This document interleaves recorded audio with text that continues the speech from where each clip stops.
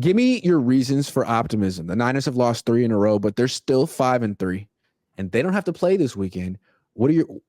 Are you optimistic? Oh, First I'm of very all, optimistic. I mean, if why? you've been a Niner fan for more than this year, look at the last 2 years. I mean, they've started much worse, right? Much worse. And I think they were 3-5 last year at one point, correct? Mm-hmm. Mm-hmm. Right. And they are 5-3 this year. Right. And I Mm-hmm. think in my mind, when they were 5-0 and everyone was really happy, I had a level of anxiety I wasn't that happy. they were peaking too soon. Why? Well, Mm. I mean, it was more other than being boring, correct? And that I too, wasn't happy. right? Yeah, I boring. think it's boring. Yes, Yeah, I think they needed this. I think yeah, they needed to figure out what was going to work defensively and what wasn't going to work defensively. I do think Chase Young is going to be great, but the statistics, it's a nice to have, right? And frankly, they need to solve what they're going to do at their nickel spot because they're going to go against offenses that are coming up where the nickel receiver is their primary receiver that's coming up, right? So yeah, they got to figure that out fast because that guy can't cover anybody. yeah. So they got to figure that out and hope they get reinforcements. So I do think Hold there's on. Let me stick with that for a second. Let me stick with that for a second. Reasons for optimism. I feel like this team they've needed to be honest with themselves for a long time. This team is the king of like lying to itself. Hey, we just lost the NFC Championship game, but it's not our fault. In fact, we were gonna win that game, but some fluky stuff happened. Like that's them.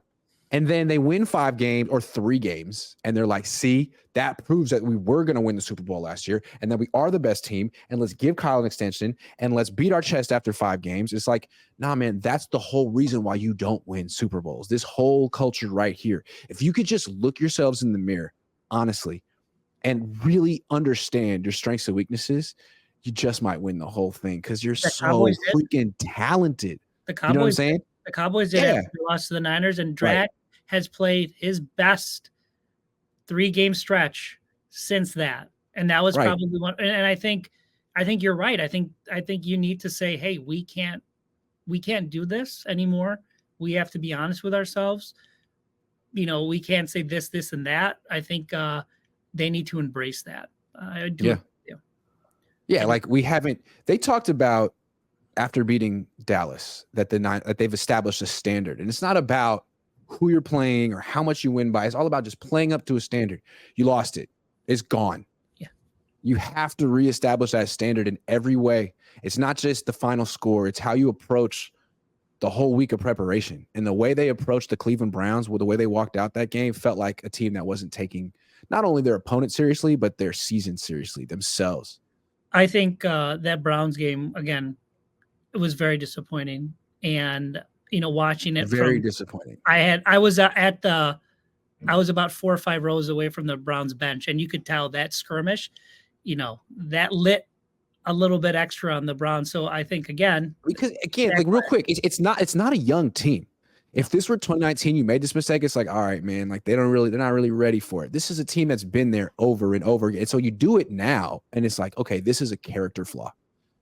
It's Trent Williams. He's 35. It's Debo. You've been here, man. Like this is a character flaw. And if you guys don't, and that's why one loss turned into 3. Like this, you are free falling. You are finding rock bottom. And if you don't honestly look at yourselves in the bye week in the mirror, you're gonna lose to Jacksonville. You're gonna lose to Jacksonville. So don't tell yourself that you needed this. Yeah. You have to tell yourself we are not as good as we thought we were, and we need to start from ground zero. Start over. Yes. Another reason for I agree. Another reason for optimism is that they are not going to go against teams coming off buys as much coming up. And I think part of the reason why they looked so exhausted was that they were coming off a short week and they're going against a team that came off a bye, and they looked it, right? It was like a first round bye. That team looked like it needed rest.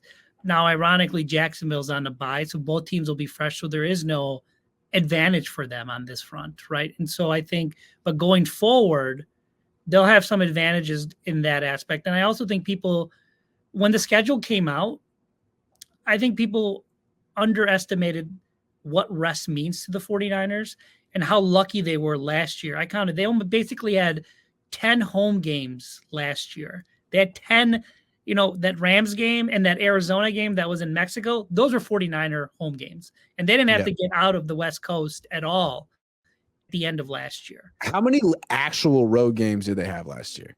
Every time they went on the road, the stadium was packed with Niner fans. The only road games I remember were Denver. They lost. They lost. Philly. They lost. They lost. They didn't have to go very far. Now, Jacksonville, that's probably going to be a home game, but you got to go real far to make it a home game.